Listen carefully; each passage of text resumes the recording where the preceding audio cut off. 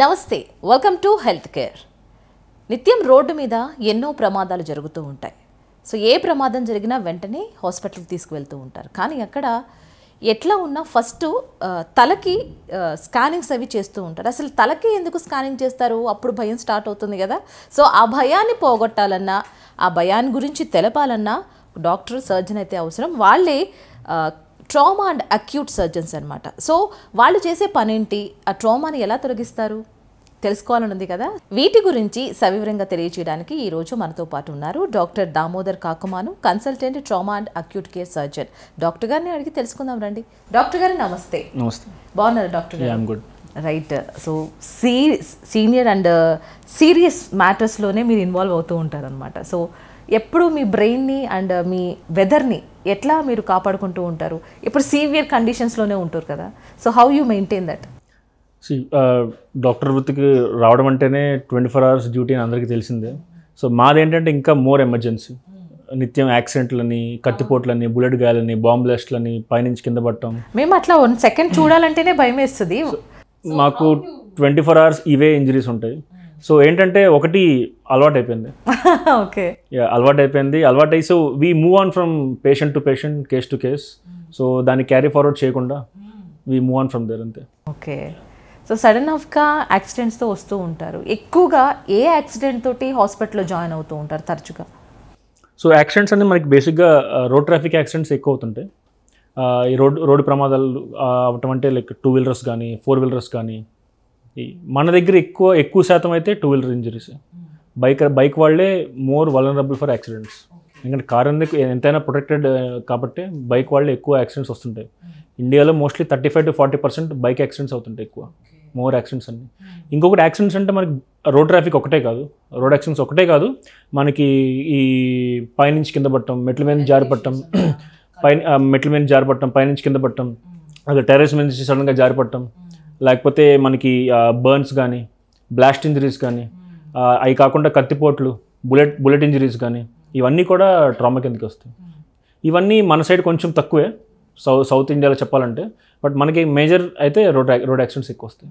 And అందరికీ ఉన్న డౌటే, ఫస్ట్ జాయిన్ అవ్వగానే ఏ ట్రీట్మెంట్కి అయినా స్టార్ట్ చేయకముందు హెడ్కి ఎందుకు స్కానింగ్ చేస్తారు? సో బేసిక్గా ఏంటంటే ఏ ప్రోటోకాల్లో ఎక్కడైనా సరే మనకి బాడీకి మొత్తం కంట్రోల్ చేసేది బ్రెయిన్. మన హార్ట్ పంప్ వలన కంట్రోల్ బ్రెయిన్లో ఉంటుంది. సో అందుకనే ఫస్ట్ స్కాన్ హెడ్లో చూసుకుంటారు. అలా అని చెప్పి హెడ్ ఒకటి ఇంపార్టెంట్ కాదు, ఈవెన్ ఈక్వల్గా ఛాతీ, అబ్డోమెన్ ఇవి కూడా వెరీ ఇంపార్టెంట్. ఎందుకంటే మన హార్ట్ ఉండేది అక్కడే, లంగ్స్ ఉండేది అక్కడే, అబ్డోమెన్లో కూడా మేజర్ వెజల్స్ ఉంటాయి. అంటే మనం మొత్తం బాడీకి సప్లై చేసే వెజల్స్ అన్ని హార్ట్ నుంచి వెళ్ళేవి. సో వీటి ఎక్కడికి ఇంజురీ అయినా లైఫ్ థ్రెటనింగ్ ఇంజురీ అన్నమాట. సో మేమేంటంటే ఇమీడియట్ లైఫ్ థ్రెటనింగ్ అంటే వెంటనే ఇంజరీ ఆపకపోతే, ఆ బ్లీడింగ్ ఆపకపోతే వెంటనే ప్రాణం పోయే పరిస్థితి వచ్చి ఇంజరీస్ కొన్ని ఉంటాయి. సో వాటిని ఫస్ట్ డీల్ చేస్తాం. అందుకని హెడ్ స్కాన్తో పాటు మనం ఛాతీ స్కాను, కడుపు స్కాన్ వీరన్నీ కలిపి చేస్తాం అనమాట, ఎస్పెషల్లీ డేంజర్లీ ఇంజరీస్ పేషెంట్స్లో. సో ఈ సిటీ స్కాన్ చేయడానికి కూడా ప్రోటోకాల్స్ ఉన్నాయి. సో ఏదైనా సరే ABCDE అంటాం మేము. యూనివర్సల్గా ఎక్కడ ట్రామా యాక్సిడెంట్ అయినా కూడా ఇదే ప్రోటోకాల్ ఫాలో అవుతారు. ఏ అంటే ఎయిర్వే, అంటే మన గాలి వెళ్ళే, శ్వాస వెళ్ళే పైప్ అనమాట. ఇక్కడ నుంచి ఇక్కడ దాకా ఎక్కడైనా అబ్స్ట్రక్షన్ ఉంటే మన శ్వాస ఆగిపోతుంది. శ్వాస ఆగిపోతే బ్రెయిన్కి ఆక్సిజన్ సప్లై ఉండదు. సో ఇబ్బంది. సో ఫస్ట్ ఇది ఫస్ట్ ప్రయారిటీ. దాని తర్వాత బ్రీదింగ్ అంటే లంగ్స్ అనమాట. మన ఛాతీలో లంగ్స్ ప్రాపర్గా ఎక్స్పాండ్ అవ్వాలి, కాంట్రాక్ట్ అవ్వాలి, గాలి లోపలికి వెళ్ళాలి, లేకపోతే మళ్ళీ ఆక్సిజనేషన్ ఇబ్బంది. దాని తర్వాత సర్క్యులేషన్ అంటే మన బ్లడ్ లాస్, ఎక్కడైనా రక్తం పోతుందా, రక్త సరఫరా బాగానే ఉందా లేదా, ఎందుకంటే బ్రెయిన్కి ప్రాపర్గా బ్లడ్ సప్లై వెళ్ళాలి, లేకపోతే మళ్ళీ ఇబ్బంది. సో ఇంకొక D అంటే డిజబిలిటీ, అంటే బ్రెయిన్ ఇంజరీ. ఈ శ్వాస వల్ల, రక్తం వల్ల కాకుండా డైరెక్ట్గా బ్రెయిన్కే ఇంజరీ అయిందా లేదా. సో దాని ప్రయారిటీ 4th ఉంది. 1, 2, 3 ఫస్ట్ శ్వాసకి ఫస్ట్ ప్రయారిటీ, ఆక్సిజన్కి, దాని తర్వాత బ్లడ్ లాస్కి. సో ఈ అన్నీ చేసుకుంటా తర్వాత దెన్ స్టేబుల్గా ఉంటేనే పేషెంట్ CTకి వాడికి వెళ్తారు. ఒకవేళ ఈ వెయిట్లో ఎక్కడైనా స్టేబుల్ లేకపోతే, అంటే ఎక్కడైనా యాక్టివ్ బ్లీడింగ్ అవుతుంటే ఇమీడియట్గా ఆపరేషన్ థియేటర్, ఫస్ట్ బ్లీడింగ్ ఆపాలి. ఎందుకంటే మనం బయట అనుకుంటాం బ్లడ్ ఇస్తారు కదా, బ్లడ్ ఇస్తే బ్లీడింగ్ పెరుగుతుంది కదా అనుకున్నాం. మీరు ట్యాంక్లో ఎన్ని నీళ్లు పోసినా ట్యాప్ ఓపెన్ చేస్తుంటే ఉపయోగం లేదు కదా. సేమ్ ఇంతే, ట్యాప్ ఎక్కడ లీక్ ఉంది, ఆ ట్యాప్ కట్టాలి. సో బయట నుంచి ఎంత బ్లడ్ ఇచ్చినా లోపల యాక్టివ్ బ్లీడింగ్ అవుతుంటే, ఇంటర్నల్ బ్లీడింగ్, బయటకు కనిపించే బ్లీడింగ్ మనం ఆపగలం, గుడ్డగట్టో పట్టుకుని ఆపుతాం, కానీ లోపల internal bleeding we can't stop. So so operation theatre తీసుకెళ్ళి ఆ బ్లీడింగ్ ఆపి అప్పుడు బ్లడ్ ఇస్తే ఉపయోగం ఉంటుంది. అండ్ ఇంకొక మీకు ఉంటుంది ఇక్కడ సివియర్గా వచ్చే ఈ పేషెంట్స్ తాలూకు బంధువులు అండ్ వాళ్ళని ఎలా డీల్ చేస్తూ ఉంటారు? సో స్కానింగ్ అంటున్నారు, ఆపరేషన్స్ అంటున్నారు, వీళ్ళు భయపడుతూ ఉంటారు. How you deal with them? First వాళ్ళని కామ్ చేయాలి. వాళ్ళు చాలా యాంగ్జైటీలో ఉంటారు, వాళ్ళకి ఏమైపోయిందో అనుకుంటారు. ఎందుకంటే వాళ్ళు అక్కడ ఉన్నప్పుడు సీన్లో బ్లడ్ చూసుంటారు, తీసుకొచ్చినప్పుడు దారిలో ఎవరైనా ఫోన్ చేసి అసలు బాగాలేదు పరిస్థితి, ఐసీయూలో ఉన్నారని చెప్పుంటారు, ఎమర్జెన్సీలో అని చెప్పుంటారు. So we can understand their pain and ఎగోని. సో ఏంటంటే ఫస్ట్ వాళ్ళని కామ్ చేస్తాం. ఫస్ట్ వాళ్ళని కామ్ చేసి ఉన్న ఇంజరీస్ మాత్రం చెప్పేయాలి. ఎవరి దగ్గర దాచడానికి లేదు. మొత్తం బాగైపోతారండి, అంత బ్రహ్మాండంగా ఉందండి చెప్పడానికి అస్సలు లేదు. ఎందుకంటే పేషెంట్ అనేవాడు ఎలా ఎప్పుడు రియాక్ట్ అవుతారో ఎవరికి తెలియదు. ఈరోజు కొంచెం ఇప్పుడు సిటీ స్కాన్ చేసి బ్రెయిన్లో ఎంత చిన్న క్లాటే ఉందని చెప్పినా కూడా అది నెక్స్ట్ 24 అవర్స్లో ఎప్పుడైనా పెరగచ్చు, మళ్ళీ రీబ్లీడ్ అవ్వచ్చు. సో ఆ ఛాన్సెస్ ఎప్పుడూ ఉంటాయి. సో అది ఉన్నట్టు నిక్కచ్చిగా చెప్పాలి. చెప్తేనే వాళ్ళొక ప్రిపేర్డ్ మెంటాలిటీతో ఉంటారు. సో అందుకనే ఎప్పుడు ఒక 24 అవర్స్ గడవనివ్వండి, 24 to 48 hours అని గడవనివ్వండి, అప్పుడు చెప్పకాలం క్రిటికల్గా ఉంటుంది చెప్తాం. అందుకే ఇంపార్టెంట్, ఎందుకంటే రీబ్లీడింగ్ ఛాన్సెస్ ఒకసారి అప్పుడు బ్లీడ్ అయ్యి క్లాట్ అయినా కూడా మళ్ళీ బ్లీడ్ అయ్యే ఛాన్స్ ఎక్కువ ఉంటాయి.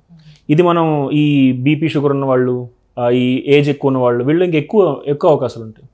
సో ఇవన్నీ ముందే చెప్తాం అన్నమాట. అందుకే గోల్డెన్ అవర్ అంటారు. First hour is a golden hour అంటారు. ఎందుకని ఆ గంట ఎందుకు ప్రాధాన్యత? గంటే కాదు, ఇంకోటి చెప్తాను మీకు. నేను సిపిఆర్ అనేది చేస్తారు, ఐడియా ఉంది కదా. ఎవరైనా స్పృహతకు పడిపోతే, వాళ్ళకి పల్స్ లేకపోతే, బ్రీదింగ్ చేసుకోకపోతే ఇమీడియట్గా చెస్ట్ కంప్రెషన్స్ చేయమంటారు. ఇది ఎందుకంటే మెయిన్ ఇంపార్టెంట్, హార్ట్ ఆగిపోయింది కాబట్టి. కానీ హార్ట్ ఆగిపోవడం వల్ల ఇబ్బంది కాదు, ఆ హార్ట్ నుంచి బ్లడ్ సప్లై ఆక్సిజనేషన్ బ్రెయిన్కి వెళ్ళకపోవడం వల్ల. మనకు బ్రెయిన్ సెల్స్కి 4 నుంచి 6 నిమిషాల లోపు తిరిగి ఆక్సిజన్ రక్త సరఫరా లేకపోతే brain will go into irreversible డ్యామేజ్కి వెళ్ళిపోతుంది బ్రెయిన్. అందుకే ఇర్రివర్సిబుల్ డ్యామేజ్ అంటే బ్రెయిన్ మళ్ళీ ఇంకా అంటే ఆ బ్రెయిన్ సెల్స్ చచ్చిపోతుంటాయి స్లోగా, ఆక్సిజన్ రక్త సరఫరా లేకపోతే. అందుకనే ఫాస్ట్గా పంప్ చేసి బ్రెయిన్కి బ్లడ్ అండ్ ఆక్సిజన్ పంపించాలి. మన బ్లడ్డే ఆక్సిజన్ క్యారీ చేస్తుంటుంది బాడీలో. సో రక్త సరఫరా మళ్ళీ స్టార్ట్ చేయించాలి అది. సో ఇంకోటి ఏంటంటే ఈ 1 hour బాడీలో ఎక్కడన్నా యూజువల్గా ట్రామా అయితే మనకు ఫస్ట్ ప్రాణానికి భయం ఉండేది ఏంటి? Blood loss. ఎక్కడో రక్తం పోతుంది, బ్లడ్ లాస్ అవుతుంది, లేకపోతే బ్రెయిన్ క్లాట్స్ అవుతుంది, ఏదో బ్లడ్ లాస్. సో ఈ బ్లడ్ లాస్ అనేది చాలా ప్రపంచంలో చాలా స్టడీస్ చేయడం వల్ల ఏం తెలిసిందంటే 1 hour కన్నా ఎక్కువసేపు పేషెంట్ అలాగే వదిలేస్తే పేషెంట్కి వచ్చే డ్యామేజ్ ఎక్కువ అవుతుంది. అంటే తను కోలుకునే పరిస్థితి చాలా ఛాన్సెస్ తగ్గిపోతాయండి. 1 hour అంటే అదేమి 100% 1 hourలోనే చేయాలని ఏం లేదు. Majority of studies suggest that 1 hour లోపు చేసిన వాళ్ళకి ట్రీట్మెంట్ వాళ్ళ అవుట్కమ్ బాగుంటుంది అని చెప్తారు తప్పితే 1 hour అనేది కన్ఫర్మేషన్ ఏం కాదు. But you have to follow that. అలా అని చెప్పి మనం 20 minutesలో పేషెంట్ చూసి ఇంకా 1 hour టైం ఉంది మెల్లగా వెళ్దాం అలా ఏం లేదు. దేర్ ఇస్ ఓన్లీ ఒకటే funda, as early as possible. 1 hour కన్నా యాజ్ ఎర్లీ. అంటే 3 hours తర్వాత మనం రోడ్ మీద ఒకటి చూసాం, చాలాసేపటి నుంచి పడున్నాడు, 3 hours అయిపోయింది, ఇంకా 1 hour దాటిపోయింది కదా, గోల్డెన్ అవర్, బతికే ఛాన్స్ లేదే, అది ఎప్పుడు అనుకోవడానికి లేదు. As early as possible. ఎందుకంటే లోపల ఏం ఇంజరీ అయిందో మనం ఎవాల్యుయేట్ చేసేదాకా ఎవరికి తెలియదు. సో అయిన ఇంజరీ తెలియకుండా మనం పేషెంట్ హాస్పిటల్ తీసుకురాకుండా వీ కాంట్ డిసైడ్. అందుకనే యాజ్ ఎర్లీ యాజ్ పాసిబుల్, ఎంత త్వరగా వీలేదు అంత త్వరగా. అండ్ కొన్ని కేసెస్ ఇప్పుడు బుల్లెట్స్ సంబంధించి కత్తిపోట్లు అంటారు. చాలామంది సినిమాల్లో చూసాం, బయట అంటాము, ముందు పోలీస్ స్టేషన్కి వెళ్ళండి, కేసు పెట్టరండి, అప్పుడే మేము ట్రీట్మెంట్ చేస్తూ ఉంటాను. అది నిజమేనా? ఇక్కడ కూడా అదే జరుగుతుందా? సో యాక్చువల్లీ దీని గురించి ఏంటంటే మీకు చాలా ఓల్డ్ సినిమాల్లో లాస్ అలాగే ఉండేవి. సో అలా చూపించేవాళ్ళు, కంపల్సరీ ఎమ్మెల్సీ ఎవరైతే తీసుకొచ్చారో వాళ్ళు ఎమ్మెల్సీ చేయాలి, పోలీస్ స్టేషన్కి వెళ్ళాలని చెప్పి. కానీ ఇప్పుడు అలా లేదు. There is a supreme court ruling and law started in 2007 itself. There's called a Good Samaritan law. Good Samaritan అంటే మంచి సిటిజన్. గుడ్ సమరిటన్ లా ఎవరైనా మన రోడ్డు మీద ఎవరన్నా యాక్సిడెంట్ అనే కాదు, పైనుంచి కింద పడినా, ఏదో ఒక ట్రామా, ఏ ఇంజరీ అయినా సరే, దగ్గరలో నియరెస్ట్ హాస్పిటల్కి తీసుకెళ్తే వాళ్ళని దాన్ని అంటే వాళ్ళు పోలీస్ నుంచి ఎఫ్ఐఆర్ తీసుకురావాలి, ఎంక్వైరీలు ఉంటాయి, అలాంటి ఏమి ఉండదు. వాళ్ళ డబ్బులు కట్టాల్సిన అవసరం లేదు. అండ్ వాళ్ళు అక్కడ రిలేటివ్స్ వచ్చేదాకా, పోలీసులు వచ్చేదాకా వెయిట్ చేయాల్సిన అవసరం కూడా లేదు. వాళ్ళ హాస్పిటల్లో ఎప్పుడైతే అడుగు పెడతారో అక్కడ వాళ్ళ బాధ్యత అయిపోతుంది, హాస్పిటల్ బాధ్యత నెక్స్ట్. సో ఇమీడియట్ లైఫ్ కాపాడడానికి ఏమైనా హాస్పిటల్ చేయాల్సిందే, ఏ మనీ అడగకుండా, వాళ్ళని నిర్బంధించకుండా మీరు కట్టాల్సిందే ఉండాల్సిందే, అలాంటి ఏమీ లేదు. సో ఎవరైనా ధైర్యంగా ఎక్కడికైనా వెళ్ళొచ్చు. This is protected by law. Police enquiry ఉంటుంది కానీ ఒక్కసారే ఉంటుంది, అది కూడా వీడియో కాల్ ద్వారా. కంపల్సరీ పోలీస్ స్టేషన్ రావాల్సిందే అనే రూల్ ఏమీ లేదు. This is all a law. This is called good Samaritan law. ఒక లా ఉంది. State governments also will give cash prize. మీరు కనుక మన ఓన్ ఫ్రెండ్స్ అంటే ఫ్రెండ్స్ మన రిలేటివ్స్ కాకుండా మన సంబంధం లేని వాళ్ళని కనుక రోడ్ మీద సహాయం చేసి తీసుకెళ్తే ఒక good Samaritan certificate along with that cash prize కూడా ఇస్తారు. ఈచ్ గవర్నమెంట్కి సపరేట్ మనీ ఉంది, బట్ క్యాష్ ప్రైజ్ కూడా వస్తుంది. ఇది చాలా మందికి తెలియదు జనాలకి. సో భయపడుతుంటారు హెల్ప్ చేయాలంటే. No, you can always help and you're protected by law. And ఇక్కడ రోడ్డు ప్రమాదాల్లో ఎక్కువగా ఎక్కడ గాయాలు అవుతాయి, దేనికి శస్త్రచికిత్సలు ఎక్కువ చేస్తూ ఉంటారు? బైక్ పై ఎక్కువ అంటున్నారు, కార్లో, ఏదైనా సరే ఎక్కువ ఎక్కడ గాయాలతో ఉంటారు? గాయాలు అనేది ఈ పార్ట్ ఆఫ్ ద బాడీలో ఎక్కువ అవుతాయని చెప్పడానికి ఏం లేదు. ఎందుకంటే ఒక్కొక్కళ్ళు ఒక్కొక్క రకంగా పడుతుంటారు. ముందు నుంచి గుర్తుపడతారు, లేకపోతే పక్క నుంచి పైనుంచి కింద పడవచ్చు, ఏదైనా అవ్వచ్చు. సో అది ఒక పార్ట్ ఆఫ్ ద బాడీకే గాయాలు ఎక్కువ అవుతాయని చెప్పడానికి ఏం లేదు. బట్ ఏంటంటే మెయిన్ థింగ్ మేము చెప్పినట్టు ఇందాక ఛాతీలో బ్లీడ్ అండ్ అబ్డోమెన్లో బ్లీడ్, ఏ బ్లీడ్ అయితే కనపడవో వాటికైతే సర్జరీ ఇమీడియట్గా చేయాలి. లైఫ్ సేవింగ్ ఎమర్జెన్సీస్ అనమాట. వాటి కోసం వచ్చి సిటీ స్కాన్ చేయాల్సిందే, ఈ స్కాన్ చేయాల్సిందే అనడానికి లేదు. పేషెంట్ కనుక బీపీ పడిపోతుంది అండ్ హార్ట్ రేట్ చాలా ఎక్కువైపోతుంది అండ్ ఎక్కడో మనకి బెడ్ సైడ్ అల్ట్రాసౌండ్ చేస్తాం మేము ఎమర్జెన్సీలో, దీంట్లో బ్లీడ్ కనిపిస్తుంది అంతే, వెంటనే ఆపరేషన్ థియేటర్ తీసుకెళ్ళి బ్లీడ్ ఆపాలి. ఫస్ట్ థింగ్ బ్లీడ్ ఆపాలి. ఇంకేదైనా అవ్వనండి, హెడ్ ఇంజరీ కన్నా కూడా ఇది ఇంపార్టెంట్, అంత ఇంపార్టెంట్. ఆ తర్వాత ఇవాల్యుయేషన్ చేసుకోవాలి. అలాంటిది కనపడే బ్లీడ్స్ ఆపచ్చు. ఇంకోటి వాస్కులర్ ఇంజరీ అంటారు. అంటే మనం రక్తనాళాలు ఇంజరీ అయితే 6 గంటల్లో ఆపరేషన్ చేయకపోతే ఆ కాలు కానీ చేయి కానీ దానికి గ్యాంగ్రీన్ అయ్యే పరిస్థితి ఉంటుంది. అన్ని టఫెస్టే యాక్సిడెంట్ కేసెస్ అంటేనే టఫెస్ట్. ఎక్కడెక్కడ ఇంజరీ అవుతాయి ఎవరికి తెలియదు. కొన్నిసార్లు సరిగ్గా ఎవాల్యుయేట్ చేయకపోతే ఇంజరీస్ మిస్ అవుతుంటాయి. ఇలా ఇవన్నీ ఉంటాయి. అందుకే ఒక ప్రోటోకాల్ ఉంది దీనికి. నేను ఒక ప్రోటోకాల్ ఫామ్ చేసుకున్నాం. ఆ ప్రోటోకాల్ ప్రకారం ఇంజరీస్ మిస్ అవ్వకుండా సీరియల్ ఎగ్జామినేషన్. అంటే ఇప్పుడు మీరు రాగానే ఆ ఎమర్జెన్సీలో ఒకసారి చూశారు అంటే అయిపోవడానికి లేదు. వాళ్ళని మళ్ళీ పైనుంచి కిందకి మళ్ళీ చూస్తారు. ఫస్ట్ ఆపరేషన్ అయిపోయింది మళ్ళీ ఫస్ట్ నుంచి చూస్తారు. అలా చూస్తూనే ఉండాలి. సో యాజ్ ఏ సర్జన్గా, ట్రామా సర్జన్గా మీకు ఎదురయ్యే సవాళ్ళు ఏంటి? ఒక పేషెంట్ సివియర్ కండిషన్స్తో వచ్చినప్పుడు మీకు ఎదురయ్యే సవాళ్ళు? సో ఫస్ట్ మాదేంటంటే ఎప్పుడైనా మన దగ్గర first things to start from the scene. ఎక్కడైతే ఇంజరీ అయిందో అక్కడే ఫస్ట్ ట్రీట్మెంట్ మొదలవ్వాలి చెప్పాలంటే. అంటే అంబులెన్స్ వాళ్ళే ట్రైనింగ్ ఉండాలి బాగా. అంబులెన్స్లో వాళ్ళకి బ్లీడింగ్ అవుతుంటే దాన్ని బయట బ్లీడింగ్ అవుతుంటే ఆపటం, వెంటనే బ్లడ్ స్టార్ట్ చేయడం. బ్లడ్ ప్యాకెట్స్ ఉంటాయి వాళ్ళకి. గ్రూపింగ్, క్రాస్ మ్యాచింగ్ లాంటివి అవసరం లేదు. యూనివర్సల్ డోనర్ గ్రూప్స్ ఉంటాయి. అంటే ఓ నెగిటివ్, ఓ పాజిటివ్ ఎవరికైనా ఇవ్వచ్చు. సో వాళ్ళకి బ్లడ్ ఇవ్వటం స్టార్ట్గా. ఒకవేళ ఆక్సిజన్ అందట్లేదు అంటే ఊపిరి కష్టం అవుతుంది అంటే వెంటనే వెంటిలేటర్ ట్యూబ్ వేసుకుని కనెక్ట్ చేసుకోవడం. ఇవన్నీ వాళ్ళకి ప్రాపర్ ట్రైనింగ్ ఉండాలి. ఇది అందరికీ ఉండవు టెక్నీషియన్స్కి, బట్ యూజువల్లీ ఉండాలి రూల్స్ ప్రకారం. వాళ్ళు కనుక అక్కడ సవ్యంగా చేస్తే సగం మా పని తగ్గుతుంది. ఎందుకంటే పేషెంట్ సేవ్ అవుతాడు. ఇంకోటి వచ్చిన తర్వాత పేషెంట్ మెయిన్ థింగ్ ఏంటంటే మేము చెప్పినట్టు ABCD క్విక్ సర్వే చేసుకుంటాం. చేసుకున్న ఫస్ట్ థింగ్ ఏంటంటే ఫిజియాలజీ. అంటే పేషెంట్ యొక్క ఈ బీపీ వీటిని స్టేబుల్ చేయాలంటే చెప్పినట్టు ఏమైనా సడన్ బ్లీడింగ్ ఉంటే ఆ ఇంజరీని ఆపరేషన్ థియేటర్ తీసుకెళ్ళి ఆపడం, లేకపోతే మొత్తం CT స్కాన్ చేసుకుని ఆపరేషన్ తీసుకెళ్ళటం, ఇవన్నీ ఉంటాయి. సో ప్రయారిటీ ఇంపార్టెంట్ మాకు. ఫస్ట్ థింగ్ అంటే ప్రయారిటీ. ఇప్పుడు ఇంతకుముందు సిస్టమ్ ఎలా ఉండదంటే ఈ ఎమర్జెన్సీకి వచ్చాక అక్కడ ఉన్న క్యాజువాలిటీ మెడికల్ ఆఫీసర్ మొత్తం అన్ని స్కాన్లు చేసి ఒక్కొక్క సర్జన్ పిలుస్తుంటాడు. బ్రెయిన్కి న్యూరో సర్జన్ని, హార్ట్కి వాళ్ళని, అబ్డోమెన్కి వీళ్ళని, వ్యాస్కులర్ వీళ్ళని. ఇప్పుడు ఏంటంటే టైమ్స్ మారినాయి. సో మేము ట్రామా సర్జన్. సో మాదేంటంటే హెడ్ టు టో ఏ ఇంజరీ అయినా కూడా యాజ్ ఎ హోల్ చూస్తాం. We can operate anything. So ఏది ఫస్ట్ ప్రయారిటీ ఇవ్వాలో మేము చూసుకుంటాం. సో ఇద్దరు స్పెషలిస్ట్ మధ్య క్లాష్ లేకుండా ఏది ఇంపార్టెంట్ అనేది ఒక ట్రామా సర్జన్, ఒక న్యూ స్పెషాలిటీ స్టార్ట్ అయింది మనకి 2016లో ఫస్ట్ ఇండియాలో స్టార్ట్ అయింది. USUKలో ఎప్పటి నుంచో ఉన్నాయి.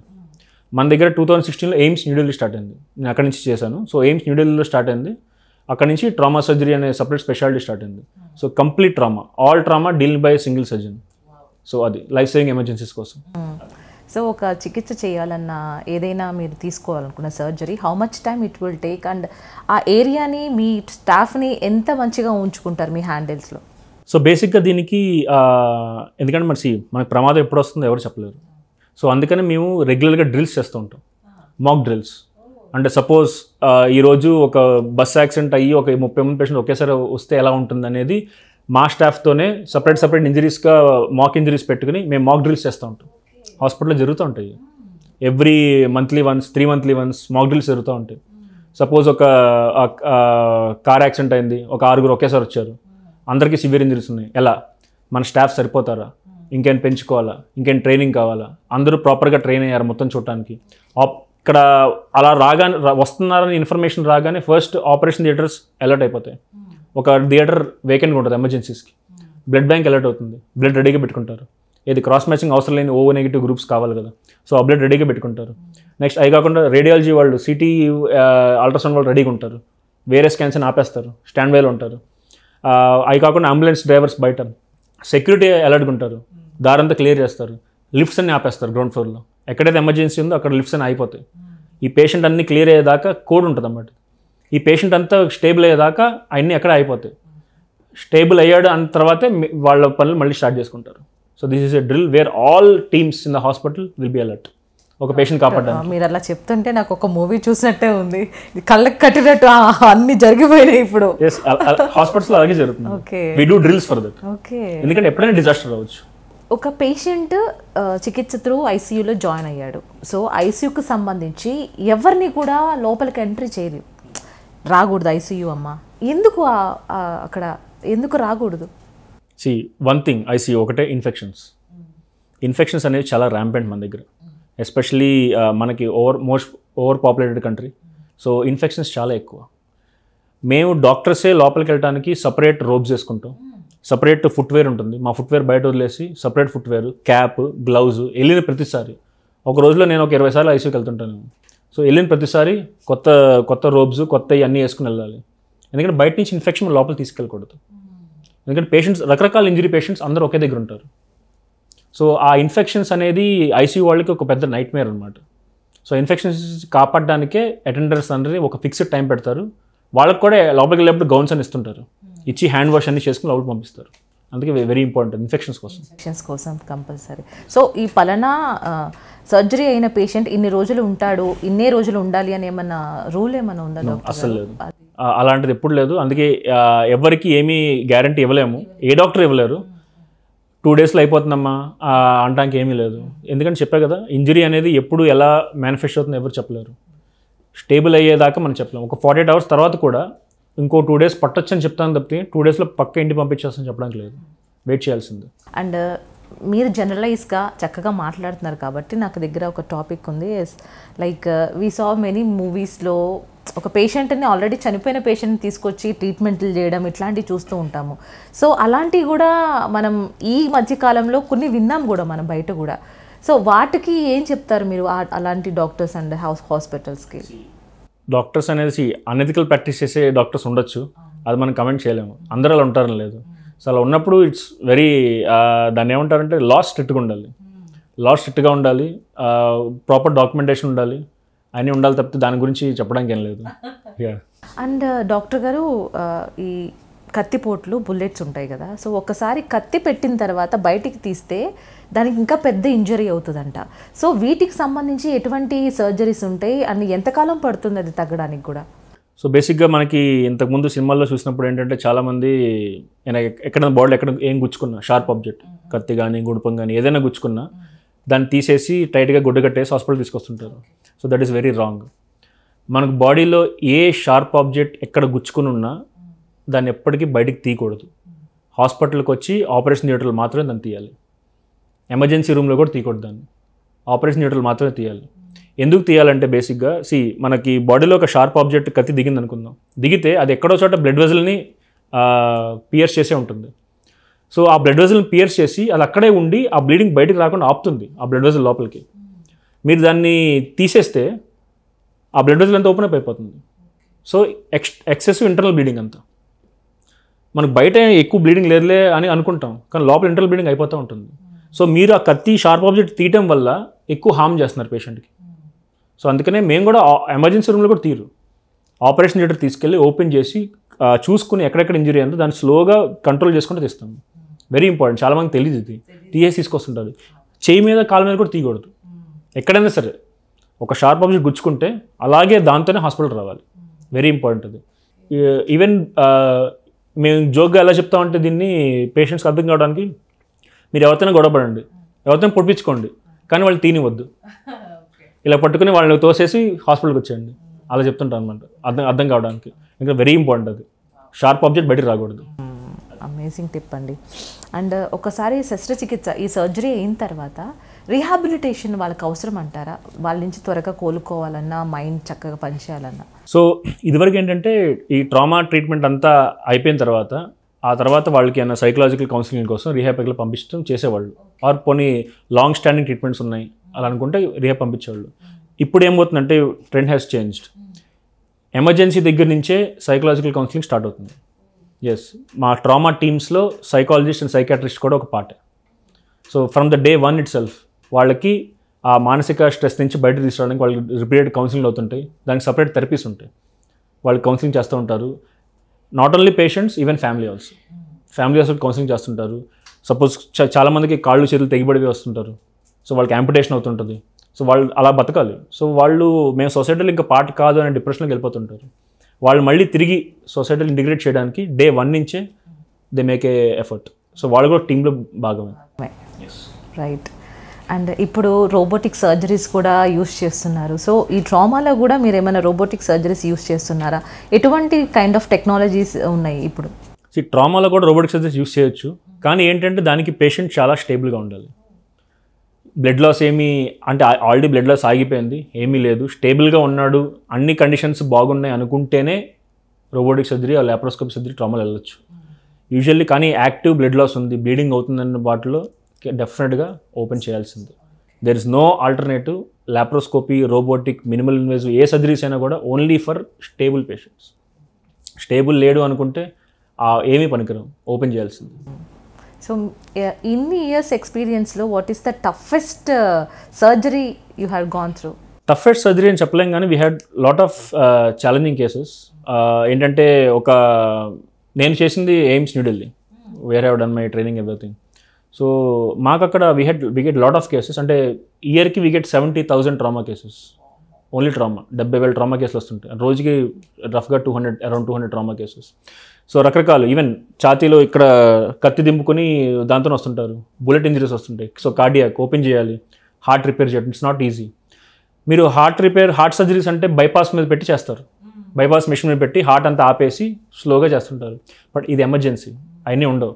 So what we do is open చేసి త్వరగా ఫింగర్ పెట్టుకుని ఆ బ్లీడింగ్ అలాగే ఆగుతూ ఉంటుంది, అలాగే స్లోగా చేయాలి. వెరీ ఛాలెంజింగ్, అది పైన బ్లడ్ ఇస్తూ ఉండాలి.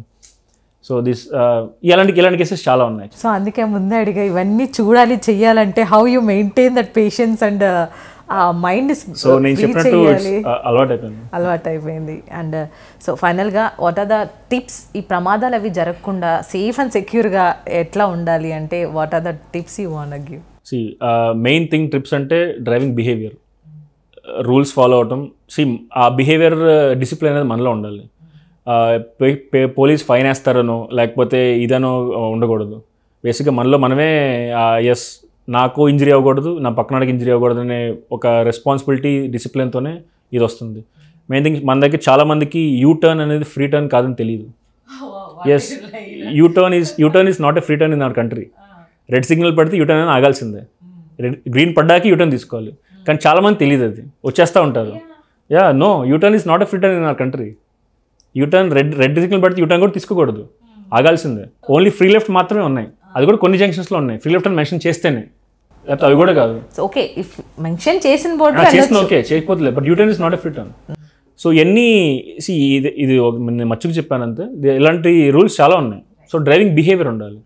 నేనే ఫాస్ట్ వెళ్ళాలి, స్పీడ్ వెళ్ళిపోవాలి, త్వరగా పనికి వెళ్ళిపోవాలని ఇంపార్టెంట్ కాదు. So first thing. ఇంకొకటి ఏంటంటే బీ కామ్. అంటే మన వర్క్లో స్ట్రెస్, ఇంట్లో స్ట్రెస్ రోడ్ మీద తీసుకెళ్ళకూడదు.